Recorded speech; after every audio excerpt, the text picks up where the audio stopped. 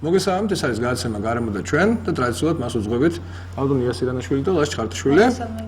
ჩვენი გადაცემის თემა არის ძალიან მნიშვნელოვანი, ძალიან ასე ვთქვათ, მღელვარე საკითხთან დაკავშირებული. იქიდან გამომდინარე, რომ ალბათ უმრავლესობა გარემოსდამცველებისა, ვინც პრინციპულად საკუთარი სულიერი მოთხოვნილების გამო გახდა გარემოსდამცველი და არა სხვა мотиваციიდან გამომდინარე, სწორედ ყოველ შემთხვევაში საქართველოში მაინც ასე იყო და არა მარტო ალბათ საქართველოში, მათაც ცხოველების პრობლემიდან გამომდინარე, დაინტერესდა გარემოსდამცველების პრობლემებით, ცხოველთა უფლებების საკითხით. ყოველ შემთხვევაში ასეა თუ ისე პირადად ჩემი ასე ვთქვათ მოწოდება რომ გავხდარიყო პროფესია, სწორედ ამით იყო გამოწვეული. ჯერ კიდე ღრმა ბავშვობაში მიწევდა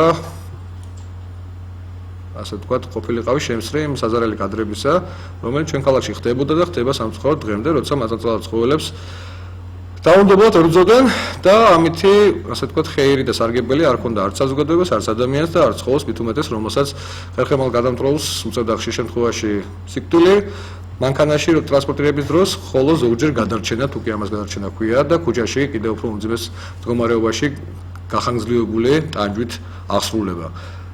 უამრავი მაწანწალად ცხოველი მყავდა პირადად მე და ამის გამო უამრავი პრობლემაც მქონია, რა თქმა უნდა, უბრალოდ რაღაც ეტაპზე გავაცნობიერე, რომ თუ არა პროფესიული საქმიანობის დაწყება ამ სფეროში ერთი ადამიანის ძალისხმევა ცალკე აღებული შეუძლებელი იქნებოდა არა მხოლოდ ყველა მაწანწალად ცხოველის, ძაღლისა თუ კატის, უსახკარო ძაღლისა თუ კატის, არამედ თუნდაც იმ ნაწილის გადასარჩენად, რომელიც იყო უბრალოდ განწირული სიკვდილისათვის, თუ კი მას მე სახში არ წავიყვანდი, საუბარია დამტვრეულ ავადმყოფ ცხოველებზე და ამიტომაც დაახლოებით 11 წლის ასაკში გადავწყვიტე მე ეს პროფესია ამერჩია, გამხდარიყავი ვეტერინარი, გამხდარიყავი ეკოლოგი, ზოოლოგი. და ნუ რა ვიცი, რა გითხრათ, სამწუხაროდ არც თუ დიდი წარმატებით ყველამ ერთად შევძელით ამ პრობლემის მოგვარებისათვის ასე ვთქვათ შრომა, მაგრამ მაშინ როცა ყველა ხელისუფლება, რომელიც აქამდე იყო, მაწანწალად ცხოველებს ხედავდა ძირითადად კორუფციული შემოსავლის წყაროდ და მეტი არაფრად, როგორც ფერმის ცხოველებს, ასე უდგებოდნენ მათ. ფერმის ცხოველებსაც გააჩნიათ უფლებები, რა თქმა უნდა, მაგრამ ამ შემთხვევაში კიდევ უფრო მიუღებელი იყო, როდესაც ადამიანების, მათ შორის სოფლით გარდაცვლილი ადამიანების სიცოცხლისა და უამრავი ათასობით დახოცილი ძაღლის ხარჯზე მიდდებოდნენ მერიის ჩინოვნიკები და იღებდნენ მრავალმილიონიან შემოსავალს. ეს იყო ერთ-ერთი ის ფორმა სასტიკი მოპყრობისა ცხოველებისადმი, რომელიც ასე ვთქვათ, გახდება ჩვენი გადაცემის დღევანდელი მსჯელობის საგანი. მაგრამ სასტიკი ცხოველებისადმი მათ შორის არ შემოიფარგლება, რა თქმა უნდა, მხოლოდ და მხოლოდ მაწანწალად ცხოველების საკითხით არის. ცხოველების ერთობძოლები არის სასტიკი ფერმის ცხოველებისადმი, არის სასტიკი გამოხატული სხვადასხვა, ასე ვთქვათ, სახითა და სხვადასხვა გარემოებებში. ყოველივე ამაზე გვინდა ვისაუბროთ ამ საკითხების ფსიქოლოგიური, იურიდიული, მორალური ასპექტების თაობაზე, რათა ვიყოთ უბრალმობიერნი ადამიანებისადმი და შესაბამისად ცხოველებისადმი. ამას პირიქით, იმიტომ რომ ხშირად რატომღაც ერთმანეთს უპირისპირებენ ხოლმე, სრულიად გაუგებრად ჩემთვის ამ ორ ასე ვთქვათ ასპექტს და თითქოს და საუბრობენ იმაზე, რომ რა დროს ცხოველებია, როცა ადამიანებს ასე ექცევიან, თუნდაც საზარელი კადრები გვახსოვს ჩვენ ციხეებში. მე მგონია, რომ სწორედ ერთი მეორეს განაპირობებს და ერთი მეორეს შობს და ეს არ მგონია, რომ მხოლოდ ჩემი აზრი იყოს. ამიტომ ამ ყოველივეზე შემდგომში უკვე ვისაუბრებთ ჩვენს კვალიფიციურ და საკმაოდ გამოსცილ სტუმრებთან ერთად. ალბათ ყველაზე ცივ ადამიანსაც კი გული ავუჭყდებოდა იმის შემხედვარად, თუ როგორ იჭერენ თბილისის მერიის მიერ დაქირავებული კომპანიების წარმომადგენლები უპატრონოდა მშიერ ძაღლებს რკინის მაშებით, რომელიც მათ დაჭერის დროს ხერხემალს უმტრევს. ნაწამები ცხოველები კი სად მიყავდა, როგორ ექცევიან, ეს კიდევ გაურკვეველი საკითხი არის.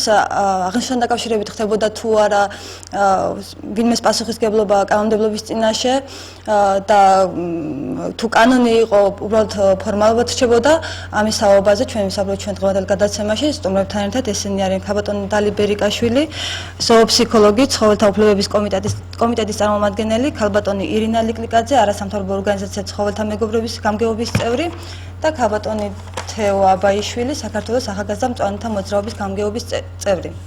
ქაბატონი დალი, რამდენად გავრცელებულია საქართველოში ცხოველებისადმი სასტიკი მოპყრობის ფაქტები და ძირითადად რა გამოვლენებს ხდებით მას ჩვენს ქვეყანაში? არა, ეს კითხვა არ არის ჩემი სამართლე. თუმცა როგორც ცხოველთა დამცველი, ასევე ალბათ საკმაოდ კვალიფიციური იქნებოდეთ.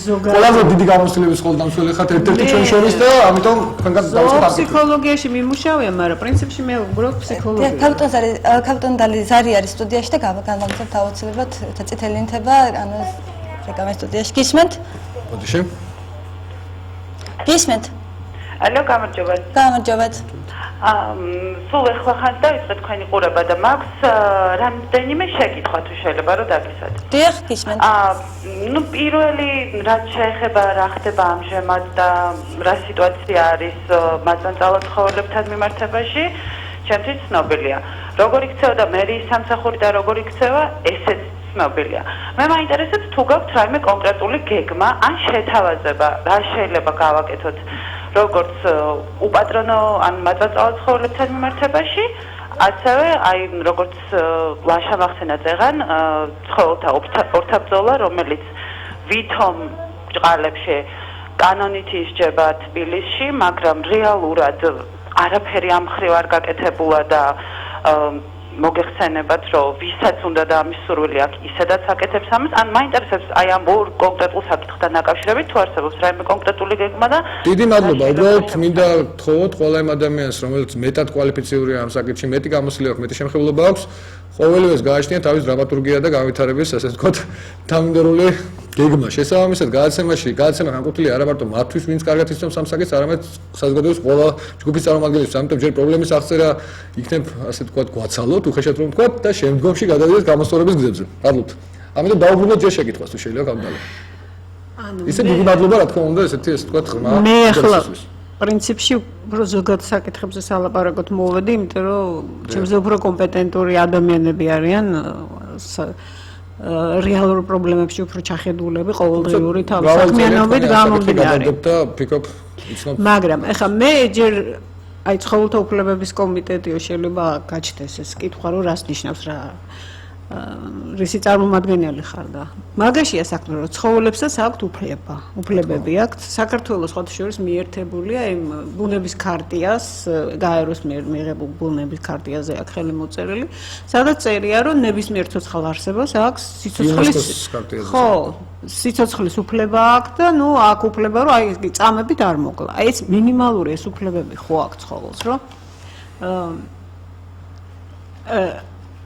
ზეგი მე როგორც ფსიქოლოგმა შემიძლია ჯერ ერთი გითხრათ, რომ თანამედროვე შეხედულება ცხოველებზე უკვე სხვანაირია, ვიდრე ადრე იყო. თანამედროვე მეცნიერება აღიარებს, რომ მათი ფსიქიკური უნარები ბევრად მეტია, ვიდრე ადრე გვეგონა, რომ მათ აქვთ ინტელექტი, ნუ აღარ დაობენ იმაზე, რომ მათ აქვთ ემოციები. რა თქმა უნდა, მათ ტკივათ კიდეც. აი აქედან გამომდინარე რომ მათ შეუძლიათ ტანჯვის განცდა დიახ. ვაპატიეთ ჩვენ გადაცემებში არის ესეთი თავისებურება, რომ მაყურებლის მონაწილეობა ბოლო 15 წუთში შეგვიძლია შეზღუდოთ, მაგრამ ბავშვებმა მათ პრიორიტეტი აქვთ და ამიტომ დროდადრო შეგაწყვეტინებთ ხოლმე ვაპატიეთ. მაყურებელი ორჩან ძალიან აქტიურია და ეს კარგია, გისმენთ? მოგესალმებით, დიდი პატივისცემით, ბატონო თქვენ სტუმრებს.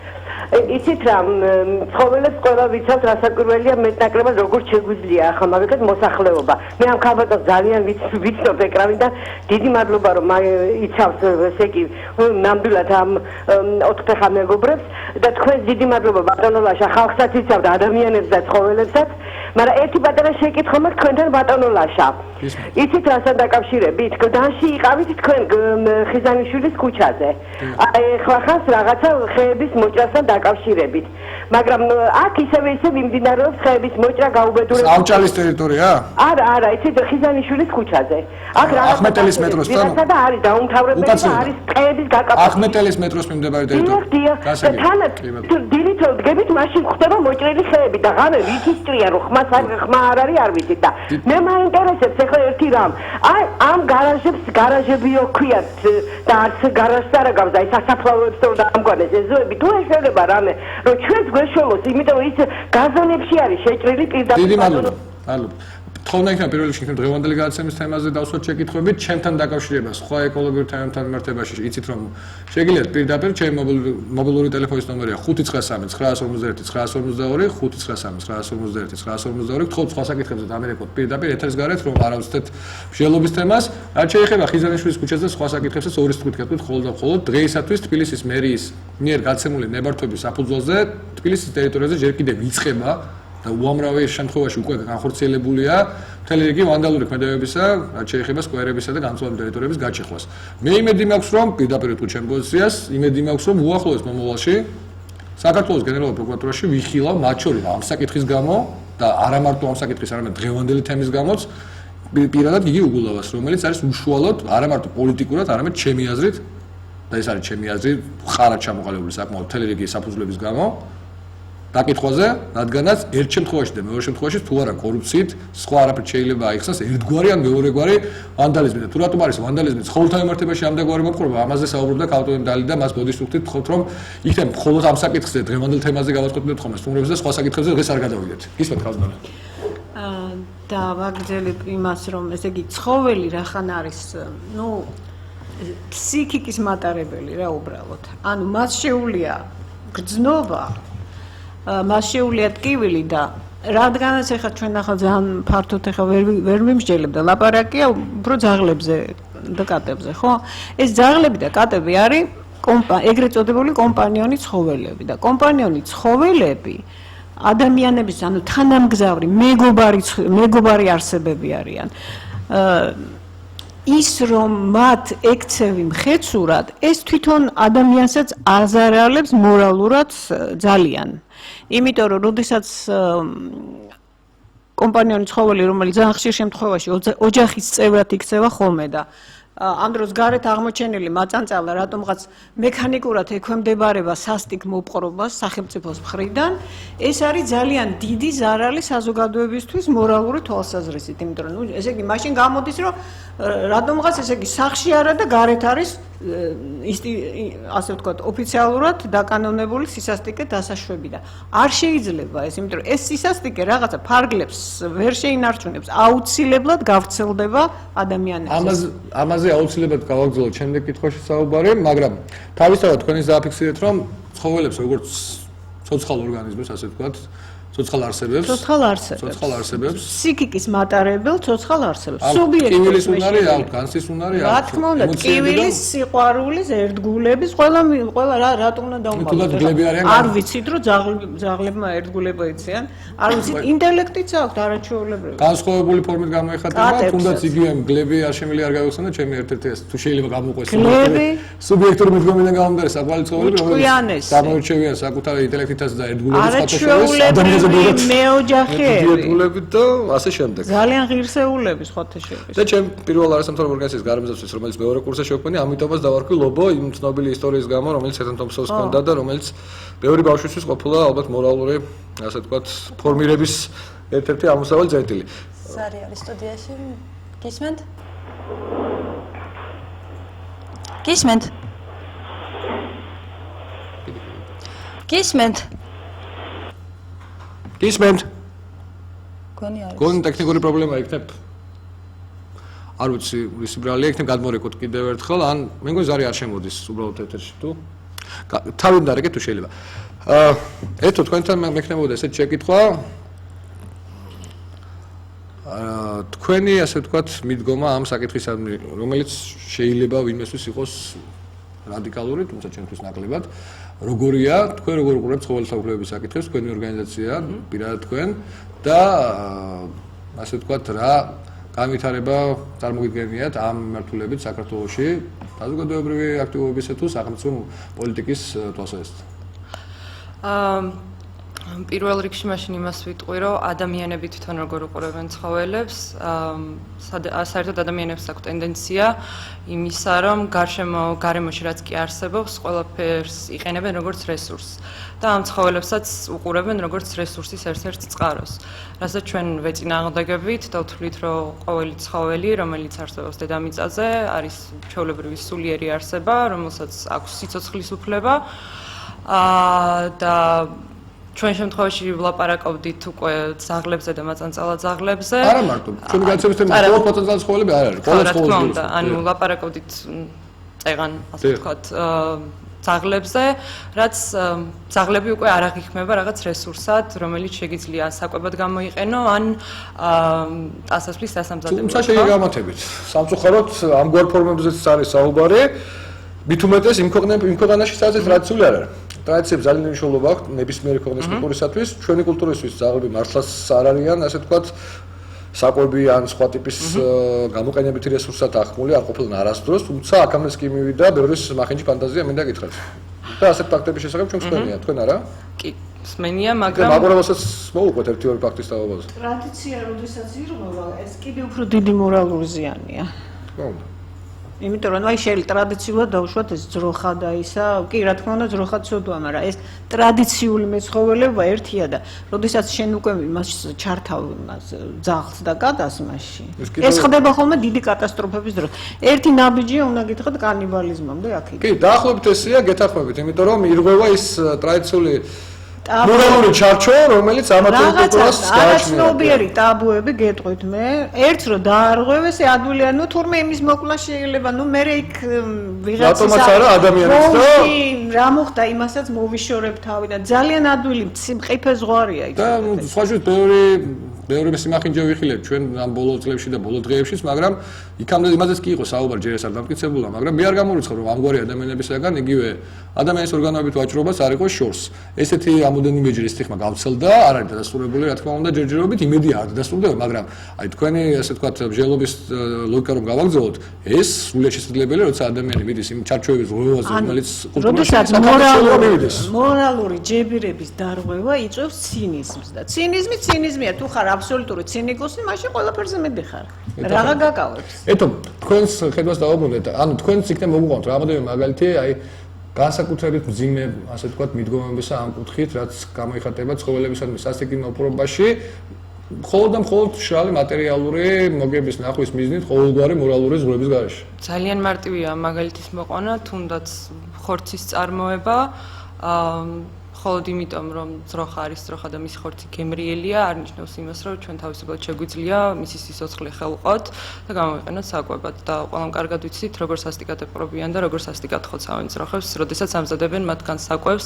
ასევე მინდა შევეხო, რადგან ზამთარი მოდის. ეს უფრო ტრადიციული, ასე ვთქვათ, სისასტიკის ფარგლებია ჯერ კიდევ, თუმცა მნიშვნელოვანი თემა გეთანხმებით ფერმის ცხოველების უფლებებზე რაც შეეხება, აქ არის ზღვარი, ასე ვთქვათ, ხომ, არსებობს რადიკალური მიდგომა, რომელსაც ამ შემთხვევაში ჩვენ პირადულად ვატარებთ და არავის არ ვახავთ თავს, კალტონი ერთო და მე ვარ ვეგეტარიელები, მაგრამ ეს არ ნიშნავს, რომ ჩვენ იმის გამო რომ ეს შეიძლება ბევრისთვის ფიზიკურად შეუძლებელი იყოს, ბევრისთვის მიუღებელი იყოს მორალურად და ასე შემდეგ, ვინმეს ამას თავს ვახავთ, მაგრამ არის ამის შემდგომი ასე ვთქვათ ეტაპი, როცა შეიძლება ადამიანი მოიხმარდეს ხორცს და ესეთი უმრავლესობა, მაგრამ ამ ცხოველს შენახვის პირობებში აქვს გარკვეული უფლებები და იგივე დაკulis პირობებშიც კი აქვს უფლებები. 5 კონვენცია აქვს ევროსაბჭოს მიღებული ამ მიმართულებით. იქნება ამაზე მოუთხოთ მაყურებელს. ანუ ფერმის ცხოველების უფლებებზე ამ შემთხვევაში კლოლობას ემართებაში თქვენი და ჩვენი განსხვავებული მიდგომა, რაც ჩვენ სამს გვაქვს, ეს სხვა თემაა, მაგრამ აი იმ ტრადიციული მიდგომის პარკლებში რა გარანტიები უნდა გქონდეს, ასე რომ ვთქვათ, ცხოველს, რომ ის იყოს დაცული სისასტიკისაგან და ამითი ბევრი რამ არ დაირღოს, მათ შორის ადამიანის ფსიქოლოგია და მისი მორალი. ცხოველს რა გარანტია უნდა გქონდეს? რა უფლებები გააჩნია იმ შემთხვევაში თუ კი მას მოიხმარენ როგორც რესურსს. ამ შემთხვევაში ფერმის ცხოველებზეა საუბარი. მე ძალიან მიჭირს ამაზე პასუხის გაცემა, იმიტომ რომ მე საერთოდ ვეწინააღმდეგები ცხოველების მასე გამოყენებას. პირადული პოზიცია თქვენს. და ჩემიც ასე, მაგრამ ნუ ეს. აი მაგალითად რაღაცა ფერმებში როა წიწილები თუმცა ფეხზეც კი ვერ დგებიან. ისეთ პატარა იმეებში ყავთ გალიებში. იმის გამო რომ უნდა შეჭამო, ეს არ ნიშნავს რომ მანამდე უნდა მოექცე როგორც გინდა. ხო, აი უსასრულოდ უნდა აწამო, რატო ვერ გავიგე. გეთახმებით და სხვა შორის არის დამტკიცებული მთელი რიგი კვლევებით, რომ სასტიკად მოკლული. ანუ შეიძლება გარკვეულწილად ცინიკურად ჟღერდეს, რომ თუ კლავთ რა მნიშვნელობა აქვს, როგორ მოკლავთ. ეხლა ნუ გასაგებია რომ ჩვენი ამ სამი ადამიანის პოზიცია რომ ჩვენ არ ვკლავთ, იმიტომ რომ თვლით რომ ჩვენი არსებობა ისე შეიძლება და ნუ ეს ჩვენი პოზიცია ესეთი, მაგრამ ვინც ხორცს მოიხმარს და თქვა არ შეუძლია ამის გარეშე ან არ თulis ამას გამართლებლად რომ მოიკლოს ეს სიამოვნება, იმ ადამიანების უმრავლესობას ალბათ ესმის რომ ცხოველი წამებით არ უნდა მოკლა და მთელი ცხოვრება წამებაში არ უნდა ყავდეს. თქვენ ალბათ კადრები ახლა სამწუხაროდ აქ არა გვაქვს ეს კადრები და სხვა დროს ვაჩვენებთ აუცილებლად, მე არ დამოვისწრება მაგალითად კადრები, როცა ბატებს იმის გამო რომ კონდეთ დიდი ასე ვთქვათ ღვიძლი, იძულების წესით აჭმევენ მილების გამოყენებით, შლანგების, მილაკების გამოყენებით, დიახ, აჭმევენ ძალით, რათა დიდი ღვიძლი განუვითარდეს მას და ეს ნუ სადფორა სადიზმი სხვა არაფერი, ასე რომ არსებობს სხვადასხვა მორალური ზღვრები, ხომ? ამის გაგვინდოდა? სასტიკად მოკლული ცხოველის ხორცი მავნებელია, იმიტომ რომ რაღაცა ნივთიერებებს შეიცავს, აი ეს იდეა მინდა რომ ბოლომდე თქვათ. მაგაშია საქმე, რომ მორალი ძალიან ხშირად კი არა და როგორც მორალი სასარგებლოც არის. მორალური ცხოვრების წესი, ჯანსაღი ცხოვრების წესიც არის, მაგრამ ნუ კარგი. რას ქავტონეინა რას ასჯერს ითვალისწინებს საქართველოს კანონმდებლობა ცხოველებისადმი სასტიკი მოპყრობისათვის და ხდება თუ არა აღნიშნული დანაშაულისათვის სახელმწიფო პასუხისმგებლობის საკითხები საქართველოში. მე როგორც ვიცი, ერთადერთი მუხლი არის 259, რომელიც ითვალისწინებს 1 წლამდე თავისუფლების აღკვეთას და ჯარიმას და ჯგუფურ შემთხვევაში 2 წლამდე თავისუფლების აღკვეთას. მხოლოდ ეს ერთადერთი მუხლია. მე ვერ გავიხსენებ ვერც ერთ ფაქტს, რომ აი ამ მუხლის გამოყენებით რომელიმე ადამიანი დასჯილი იყოს და ამისთვის ჩვენი საზოგადოებაც არ არის მზად. რომ ასეთი შემთხვევის დროს გამოიძახოს პატრული და მიიღოს შესაბამისი ზომები. და ცოტა გავავრცობ ამ თემას, პრობლემა მარტო კანონმდებლობაში არ არის. პრობლემა აქვს საზოგადოებას. საზოგადოება არ არის მზად მიიღოს დღეს ცხოველების უფლებები, რაც ძალიან სამწუხაროა. მე თქვა რომ გამოკვლევებით არის დადასტურებული ციხეებში ამერიკაში რომ აი მძიმე დანაშაულის მქონე პირები, მკვლელები მოძალადეების 90% თურმე ბავშვობაში აწვალებდა ცხოველებს. მე რა თქმა უნდა ეს არის პრინციპში ერთი და იგივე რა. ეს არის ერთი ჯაჭვის სხვადასხვა ერთი ჯაჭვი სამწუხაროდ რაც მე ამ თემასთან ახლოს მივედი, ხო, მშობლები არასოდეს ყურადღებას არ აქცევენ იმას, მათი შვილები ქუჩაში რითი ერთობიან. ძალიან არავის არ სჯერა რომ დღეს რომ ცხოველს მოექცევა ცუდად, იმიტომ რომ მოერია მას. ხვალ შეიძლება ადამიანს მოერიოს და იმას მოექცეს ცუდად. ამიტომ მე საზოგადოებაში ვხედავ პრობლემას. იმიტომ რომ თქვათ ჩვენი ორგანიზაცია ცხოველთა მეგობრები, რომლებიც დიდი ხანი არ არის რაც დავარსდით, ჩვენი ფინანსებით სამწუხაროდ მხოლოდ ქალაქ რუსთავში ვცდილობთ ამ პრობლემა როგორმე დავარეგულიროთ. ის რაც ამ წუთში ქალაქში ხდება, მე ამას ვერაფრით ვერ დავაბრალებ ქალაქის მმართველობას მხოლოდ და მხოლოდ. იმიტომ რომ საზოგადოება ძალიან გვიშლის ხელს ამ პრობლემის რომ მოვაგვაროთ ცივილური ფორმით. ისეც როგორც ბატონლაშა თქვენ ბრძანეთ, რა დროს ცხოველებია, როცა ადამიანებს უჭირს. ურთიერთ გამომრიცხავი. თუმცა მაგალითის და ტონის მიმცემი ყოველთვის ხელისუფლებაა როგორც ეს.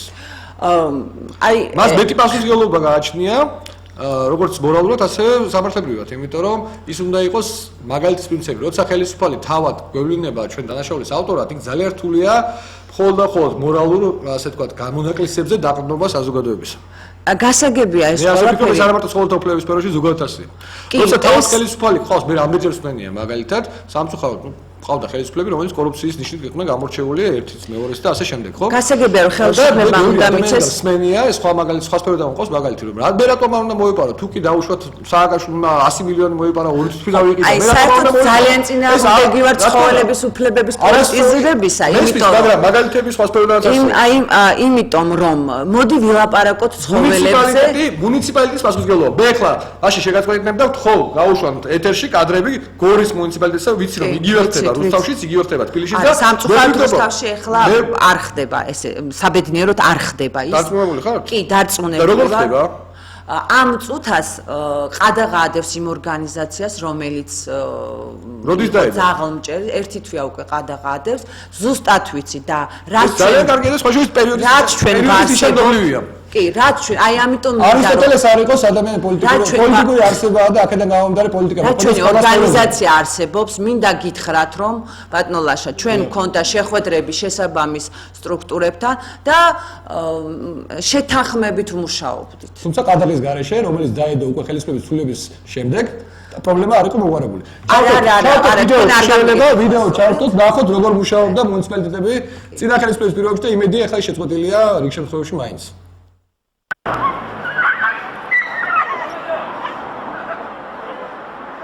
რა საკეთებ? რა საკეთებ? გადასიეგენ. რა საკეთებ? გადასიეგენ. გადასიეგენ. მაგეძახი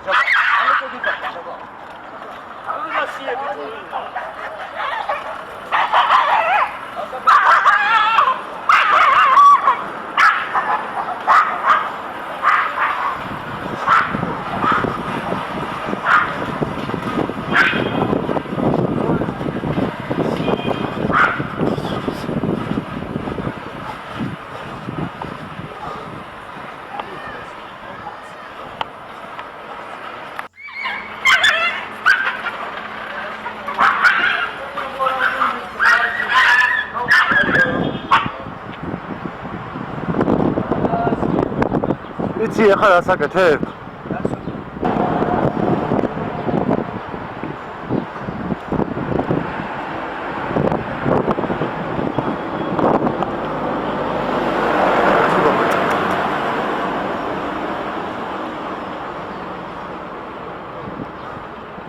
გაუშვი, სხვა მეთოდი არა გაქვთ?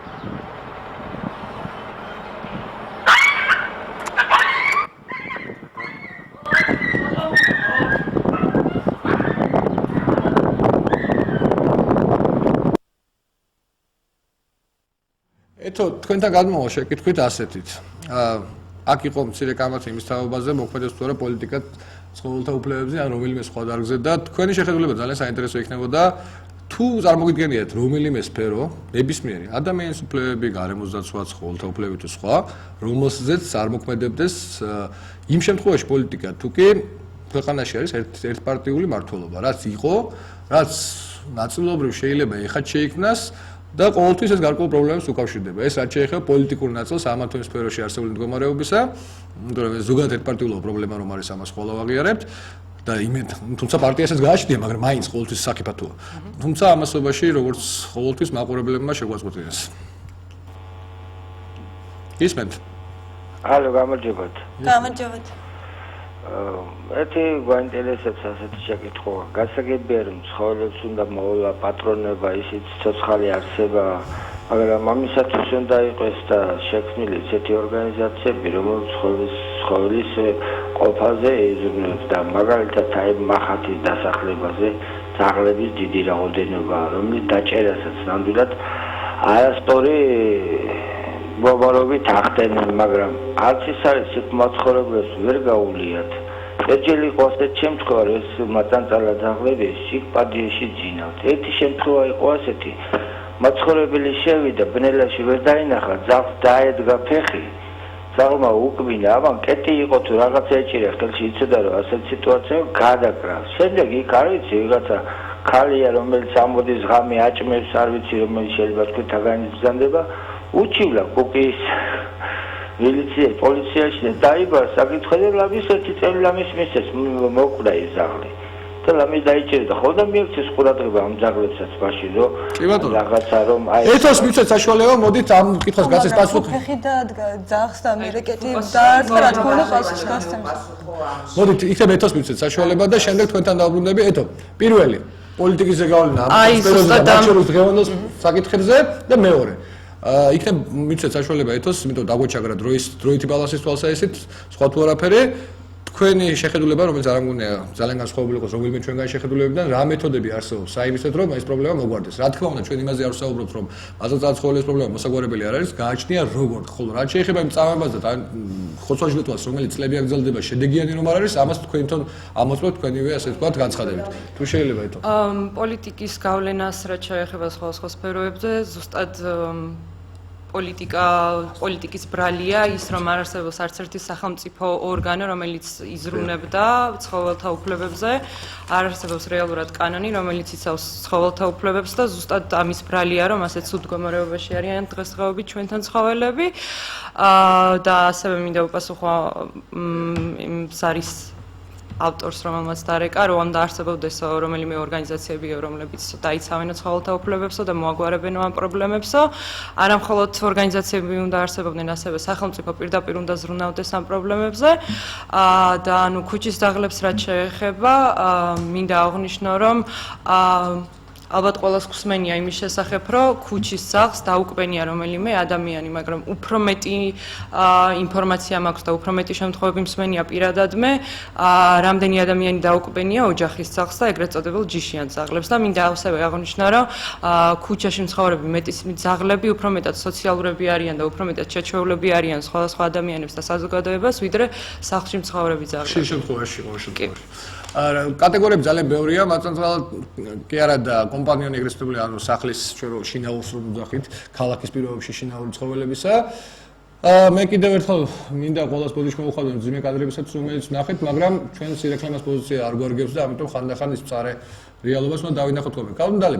აი ეს მწარე სურათი, რომელიც ეხლა ნაწილობრივ ვიხილეთ და ნუ აი აქ სტუდიაში ყოფნა ყოველ შემთხვევაში ყველამ სადაც რომ თვალი აგვერიდებინა ამ კადრებისათვის ეს არის ყოველდღიურობის ნაწილი პრაქტიკულად. შეიძლება ნებისმიერ ჩვენგანის ბავშვი ამას შეესწროს თავისუფლად ნებისმიერ დღეს და როგორც წესი ასეც ხდება ხოლმე.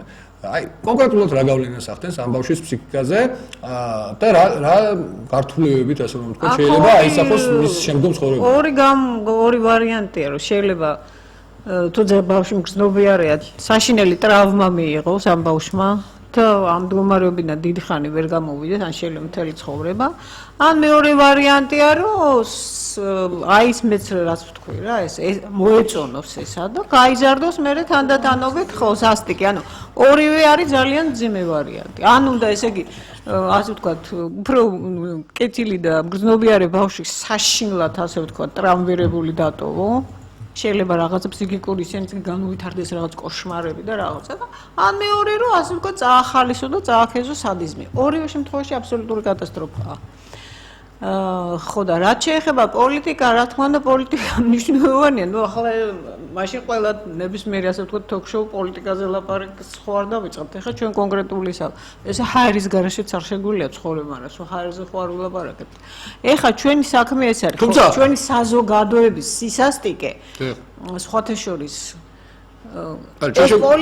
პოლიტიკოსები და ჩვენი მთავრობა საზოგადოებიდან ამოიზრდება ხოლმე. თუმცა ციდან მარსიდან რა თქმა უნდა, ნაწილი არიან, მაგრამ უზრუნველობა ხდება ხოლმე სამწუხაროდ შემთხვევაში მცირე ჯგუფების. ნუ ისეთებივე არიან, როგორცაც ვიმსახურებთ რა, ასე თუ როგორ გითხრათ? ცოტა საგამართო თემაა. დიდი ანგარიშით ესეა. ქართულადებით კი, მაგრამ მოგეკლოთ არა. ითმენ. თუ კი აღარ მოითმენ, ესე იგი გამოდის რომ ისახარ, მაგრამ ეს სისასტიკე საერთოდ მოსახლეობისთვის არის დამახასიათებელი და ნუ საშიშია ძალიან. საშიში მომავლისთვის არის საშიში. გავდალე, ისე რაიმე როგორ გითხრათ, შეიძლება ბავშვური კითხვა იყოს ახლა ეს, მაგრამ რაიმე კრიტერიუმების სისასტიკის შეფასებისა თუ არსებობს სახელმწიფოების მიხედვით, ანუ ხარისხის სისასტიკისა ამა თუ იმ სახელმწიფოში, მიუხედავად მისი წარმოშობილი წინაპირობებისა. იზომება თუ არა, ხო, ჩვენიც რეიტინგების სიღარიბის, ჩვენიც რეიტინგები, ასე თქვათ, ქორწინებების, განქორწინებების, სუიციდის ასე შემდეგ და შემდეგ. სისასტიკის რეიტინგები არსებობს? რეიტინგები არ გამიგია, მაგრამ ალბათ იმ რაოდენობა სასტიკი დანაშაულების რაოდენობა ხო იმასთან მოსახლეობის რაოდენობასთან შეფარდებით ახლა მე არა ვარ მაგის სპეციალისტი რა თქმა უნდა და იქნება ვაპასუხებინოთ მნიშვნელოვანს ამბობ და იმაზე ვაი რომ დააკბინესო ერთი წამით უპასუხებთ იმიტომ რომ პრივილეგია მაინც მაყურებელს აქვს ჩვენ გადაცემაში თავიდან გისმენთ ალო გამარჯობა შეკითხვებს ალო გამარჯობათ ისმის ხო ისმის კონი ხო ხო თეორიაში დიდი მადლობა რა რომ ზრუნავთ ცხოველებს და მე რამედა თქვა ახლა ხო ღმერთი ნამდვილად იმას გიან დაგლოცავს და რა ვიცი ყველაფერს იქნებს გისურვებს და ღმერთი ნახავს და დაგიფასებს ამას რა და რამედა თქვა ეს როგორ პარლამენტში შევიტანოთ რა რაღაცა ეს წინააღმდება რომ ეს მარშები აღდალონ რა ეს სასტიკი იარაღი ჩაითვალოს როგორც აი სასწრაფო იარაღი და როგორც რა ვიცი ცივი იარაღი ჩაითვალოს რა საშინელებაა და ესე იგი ბატონო ლაშა თქვენ ირაკლი რო არის ირაკლი მაგას ვერ იტანენ ეს დაღლების დამჭერები რა საერთოდ მაგანაც ახსნის იმას ლუქს კაეს გავუგებს და უშვებს მე ეხლა გამოიკიდა ტიკა გამოიკიდა გამოიქცა და ეგონა რომ გაიქცევდა და დადგა და ეგონება რა საკეთებს და გაიბნა რა ვინ არის ეს კარგი ადამიანი ირაკლი არ ვიცი სამწუხაროდ ჩემდა ასე ვთქვათ, სამწუხაროდ, კიდევ ერთხელ გამიმეორებ, დამეკავშირდით ტელეფონის ნომერზე 59950 ხანდახან ესეთი რადიკალური მეთოდებით საჭიროა ხოლმე, როცა არ კანონობს კანონი და ამაზე საუბრობთ ჩვენ რომ სწორედ კანონის სამართლიანობა და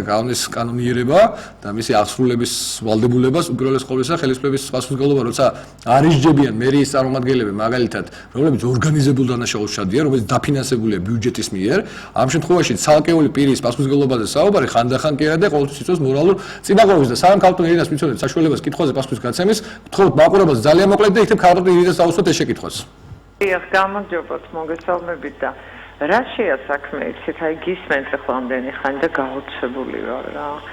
აი ძალიან მიყვარს ეს ცხოველები, ძაღლები და ასე შემდეგ, მაგრამ აი ქუჩაში ეს მაწანწალა ძაღლები არის, შუს რო დაგიკბეს და პასუხს რო ვერავის ვერ მოსთხოვ. ვისი ბრალია თქვენი აზრით? თქვენ ძალიან მაინტერესებს. ვისი ბრალია თქვენი აზრით? როგორ ისი ბრალია? ვისი ბრალია? კანტონი მეკითხები. ძაღლი ქუჩაში რო დადის, ვისი ბრალია რომ დადის ქუჩაში მაწანწალად ძაღლი და არის სოფიანი მით უმეტეს? მე ვერ ხვდები ვისი ბრალია. თქვენი აზრი მაინტერესებს. შეიძლება იმასო. არ ვიცი ხა ეს მაწანწალო ძაღლები ერთმანეთს შობენ, ხო ახლა? და რითი შეიძლება ამ პრობლემის მოგვარება? ისევ კანტონ ირინას ვთხოვოთ ამაზე დამატებით პასუხის გაცემა. ეთომ ნაწილობრივ გაქცა პასუხი, მაგრამ კანტონი ამას ვამბობდი რა, ვერ დავადანაშაულებ მეთქი მარტო სახელმწიფოს, რომ არ არსებობს კანონის შესაბამისი და ის რომ არ არსებობს პასპორტიზაცია, რომ არ არსებობს რეგულირება, რომ პირველი ვიტო ეტერნაული კლინიკა წლების განმავლობაში მილიონებს შეუძლობდა. ბატონ ლაშა, მათქვევნით ბატონ ლაშა. აი ამ თავგადოსაც ხო ხედავთ, მხოლოდ ხედავს პრობლემა, მაგრამ თავისი მოსაზრება არ აქვს. თავარი პრობლემის ავტორი ვინ არის? პრობლემის ავტორი ვართ საზოგადოება. პასუხისგებლობა ვის ეკისრება მოქალაქე და გამგებლობაზე? ყველას გვეკისრება. იმ ადამიანს, ვინაც პირველმა გამოაგდო. ქავატონენა. მე ბატონ ლაშა, საქართველოს კონსტიტუციის თანახმად.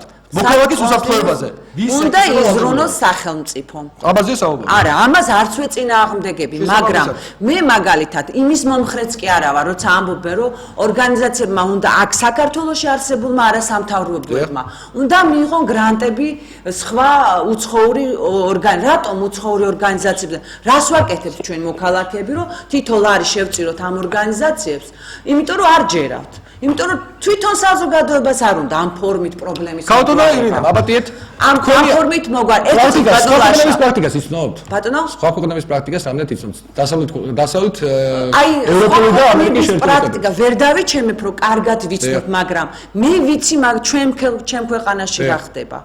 არა, წარმატებული პრაქტიკა უნდა იყოს გაზიარებული. ვინ არის პასუხისმგებელი მაწანწალად ცხოველების პრობლემის რეგულირებაზე თუნდაც ევროპაში დასავლეთში?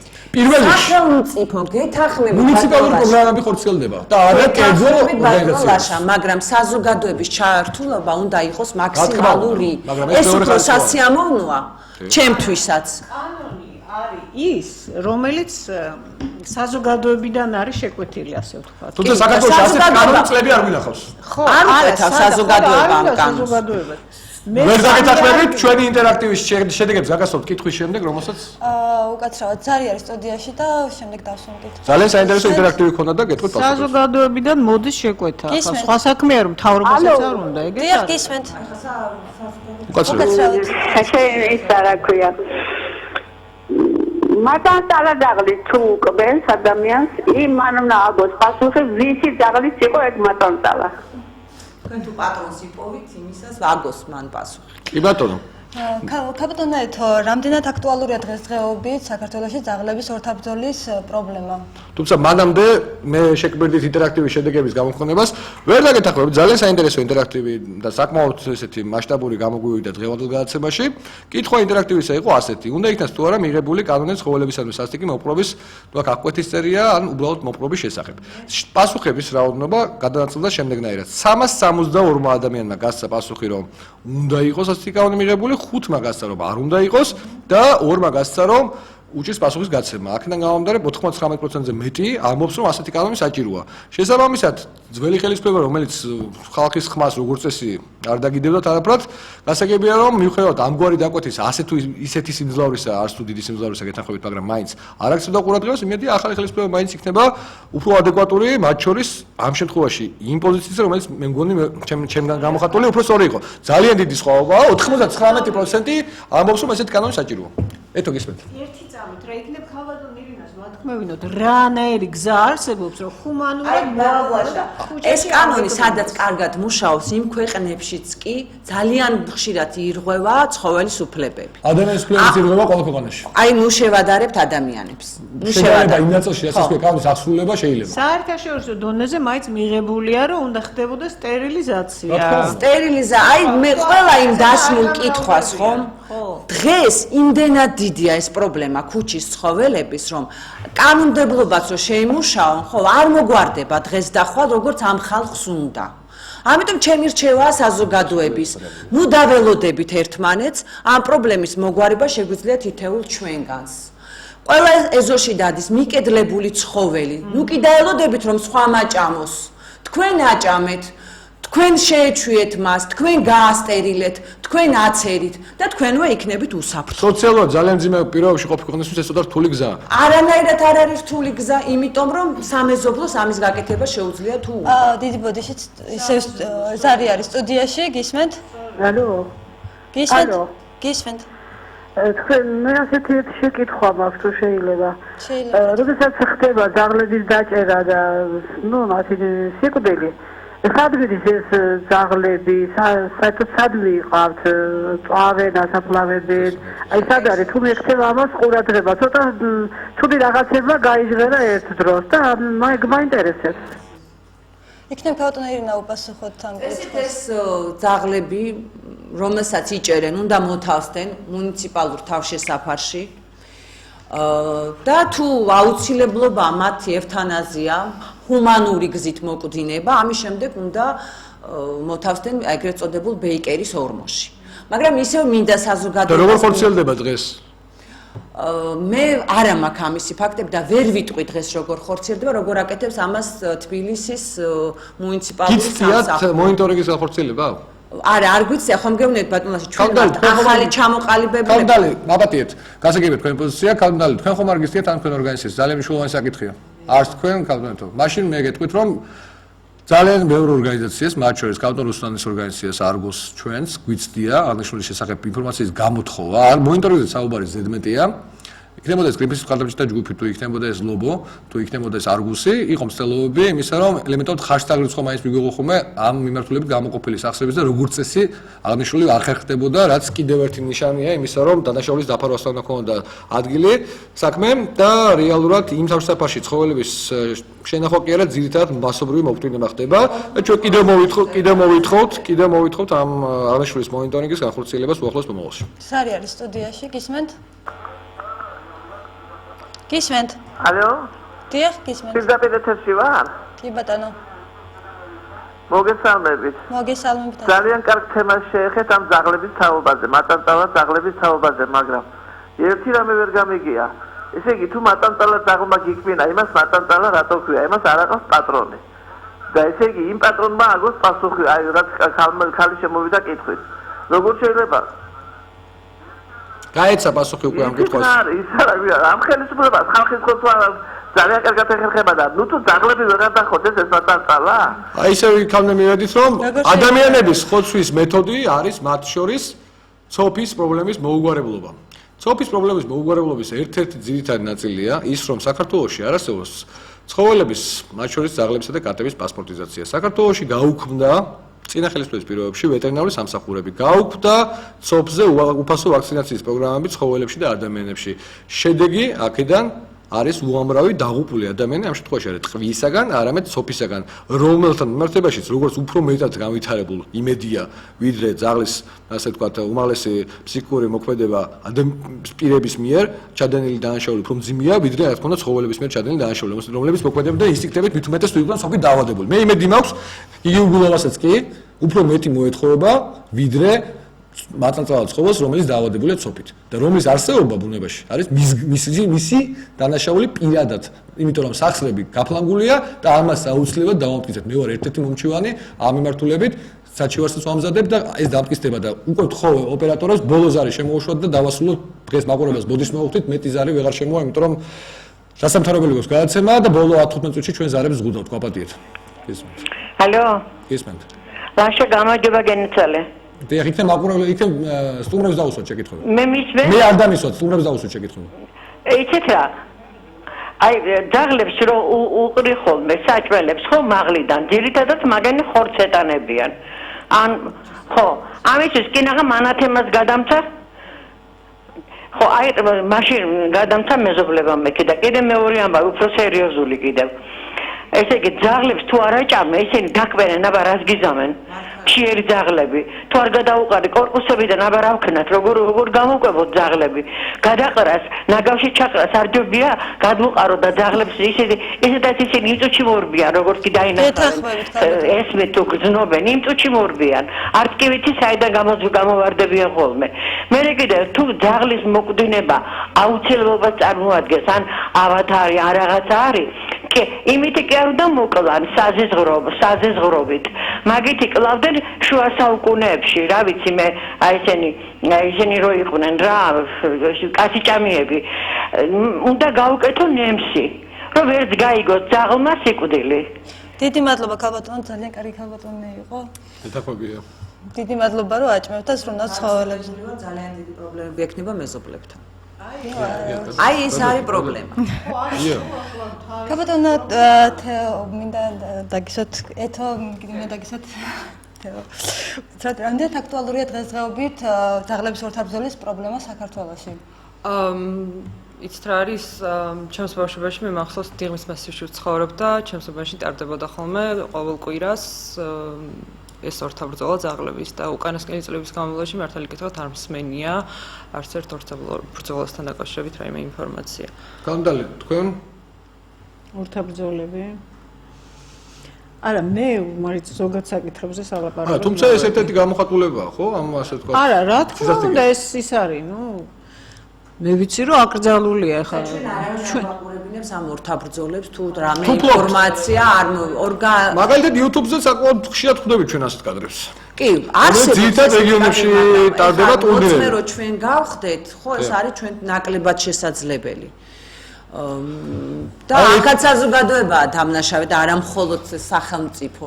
როგორ დავადანაშაულო მე ამაში ვინმე, როდესაც კონკრეტული ადამიანი ჩადის სისასტიკეს, ეს მისი მორალია, მისი სულიერი მდგომარეობა, როცა ამას აკეთებს.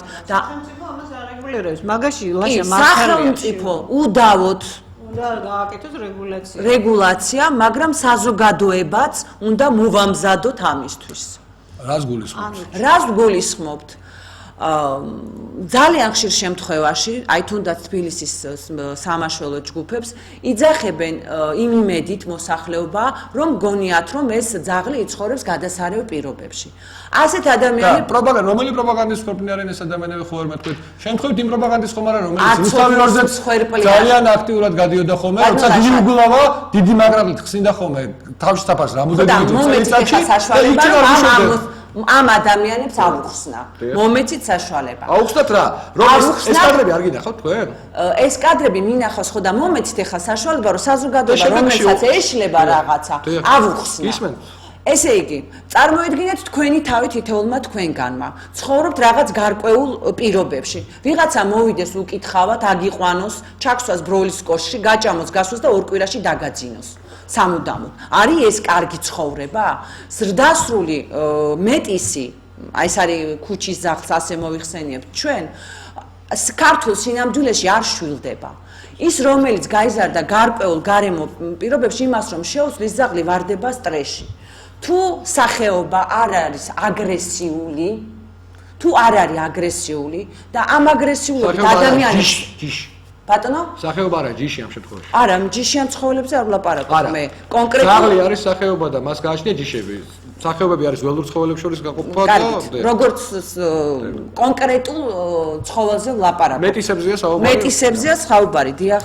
ეგრეთ წოდებულ დავაკონკრეტებ ქუჩის ძაღლებს, როგორც საზოგადოება ამათ მოიხსენიებენ. თუ ეს მეტისი არ არის აგრესიული ფორმა და თქვენ თუ გონიათ რომ კარგ საქმეს უკეთებთ რომ თავშესაფარში აგზავნით ძალიან ცდებით. ეხა მეორე ყველაზე აძინება ყველას, იმიტომ რომ თავშესაფარი არ ნიშნავს ეს პანსიონატი არ არის მოხუცებულების, რომ სადაც სიცოცხლის ბოლომდე ცხოვრობს ცოცხალ არცეთ დროებით თავშესაფარია, არცეთ ბიუჯეტს არ შეუძლია მუდმივად ამ ცხოველის გამოკვება. მე ეხა სხვა სკეპტიკოსებს რომელთაც არ უყვართ ძაღლები. ის ფორმა თუ არა აგრესიულია, ის მეტისი, ჯობია ის იყოს გასტერილებული, ვაქცინირებული ეზოში, რომელიც როგორც იცით, ძაღლები თავის ტერიტორიას ინიშნავენ. სხვა აგრესიულ ფორმას არ შემოუშვებს. ქალაქს ალყას ვერავინ ვერ შემოუშვებს. თუმცა ამ დროს შეიძლება გამოცხადდნენ თბილისის მერის, დაწინაურებული კომპანიის საუბარი და დაიჭიროს ვაქცინირებული ცხოველი. აი ესეთი ცხოველი საზოგადოებამ თუ არ დაიცვა, როგორ? არ გაატანონ. გასაგებია, მაგრამ ეს შეიძლება საბოლოო ჯამში პატრულის შარევით დამთავრდეს და თელი პრობლემა. ვერანაირი პატრული ვერ წაიყვანს ყვითელ საყურიან ცხოველს. ეს სამწუხაროდ ესეთი რეგულაცია დღეის მდგომარეობით არ არის დაკავებული. უკვე ქალაქში ხვდებით ძალიან ბევრი ვეტერინარი მუშაობს ამაზე. ძალიან უკვე ხვდებით ყვითელ საყურიან ცხოველს, რაც ნიშნავს გასტერილებულს, ვაქცინირებულს. სამწუხაროდ ესეთ ცხოველებსაც იჭერენ ხოლმე. ვიცი, გამიგია ესეთი ფაქტები, მაგრამ საზოგადოება შეუძლია ამას წინ აღუდგეს. ამიტომ ვამბობ ხაზ გასმით. არის საზოგადოების პრობლემა. ქალბატონი, აპატიეთ, ძალიან მოკლედ რო გვეწურება, რაც შეეხება საზოგადოებას ბევრს საუბრობდით დღეს განათლების ასე ვთქვათ საკითხს. ნუ ეს ეკოლოგიური განათლება არ არის კლასიკური გაგებით, მაგრამ ეთიკური განათლება, ეგრეთ წოდებული. ამ ხრივ რა პრაქტიკა არსებობს და რა შეიძლება გაკეთდეს, ანუ რა საკითხი უნდა მოხდეს ეთიკური აღზრდა, ნუ ესე რომ ვთქვათ, ადამიანისა სკოლაში, იმიტომ რომ საზოგადოება ვერ შეიცვლება, რა თქმა უნდა, ჩვენ რასაც ვაკეთებთ, უნდა დღევანდელი განათლებით, ესეც გარკვეულწილად განათლების ნაწილია, მაგრამ ისეთი საბაზისო განათლება იქნება ბავშვობის ასაკში, სკოლის ასაკში, რა პრაქტიკა არის და რა შეიძლება გამოხდეს. ცალკე კურსი უნდა იყოს, რომელიმე საგანთან დისციპლინასთან ინტეგრირებული უნდა იყოს ეს საკითხი, თუ როგორ აღზრდოთ უფრო კეთილი და დამდობი და მორალური ადამიანი, ასე ვთქვათ. ჩვენი საზოგადოება სხვათა შორის, აი ჩვენი თავმჯდომარე აპირებს ამ ინიციატივით შესვლას ახალ მთავრობასთან, რომ სკოლაში რაღაც, ნუ როგორც მინიმუმ რაღაც ერთჯერადი გაკვეთილები მაინც ჩატარდეს, იმიტომ რომ ეს აბსოლუტურად აუცილებელია და მოვამზადებთ ჩვენ ამ პროგრამას, იმიტომ რომ ნუ ეს არის რაღაც საბაზისო რაღაცებია, არ შეიძლება რაღაც ძალიან მნიშვნელოვანი რაღაცებია, რაც ბავშვებმა რო არ იცოდნენ, არ შეიძლება. პრაქტიკა როგორია ამ მიმართულებით? პრაქტიკა მე რამდენად ვიცი არანაირი. ეს ჩვენთან არ არის, მაგრამ სხვა ქვეყნებში ან პედაგოგიკასთან თქვენ ახლოს ახართ მაინც ფსიქოლოგის განდებით და მესმის რომ პედაგოგიური ფსიქოლოგიაში არა, ზოოფსიქოლოგიაში მუშაობთ, მაგრამ არა, ზოოფსიქოლოგიაში მუშაობა ნიშნავს ცხოველებთან მუშაობა. მაგრამ მაინც რაღაც ვთქვათ გამოცდილების შესახებ ხوار შეგიძლიათ ერთ-ერთი თქო დაამატოთ, მაინც აი რა შეიძლება ის როგორ წარმოგიდგენიათ? ერთჯერ გაკვეთილები საკმარისია? არა, რა თქმა უნდა, რაც მეტია უკეთესია. საერთოდ რაც მეტი წარმოდგენა ექნება ბავშვს გარე სამყაროზე, რომ არ იყოს ჩაკეტილი თავის თავში და მიხვდეს რომ მარტო არ ცხოვრობს და მერე სპეციფიკურ რაღაცა ქალაქის სამყაროზე რომ ეს მართლა ცხოველების მისი ნაწილია და რომ მორალური იმაზე რომ ბავშვი თანდათან სწავლობს პასუხისგებლობას ცხოველიდან, ცხოველთან რო ისწავლის, აი ლექს რო აჩუქებენ ბავშვს და იმის მოვლას რო სწავლობს, მე ისდება კარგი ადამიანი და ამაში სკოლამ აუცილებლად უნდა მიიღოს. თუმცა ოჯახს თავისთავად. ქალბატონ თეო, ცხოველებისადმი მოპყრობის სასტიკი ფაქტის შემსწრე მოქალაქე, როგორ უნდა მოიქცეს და ვის უნდა მიმართოს ამ შემთხვევაში? წესდარიგით მერიას უნდა მიმართავდეს, ან პოლიციას უფრო სწორად, მაგრამ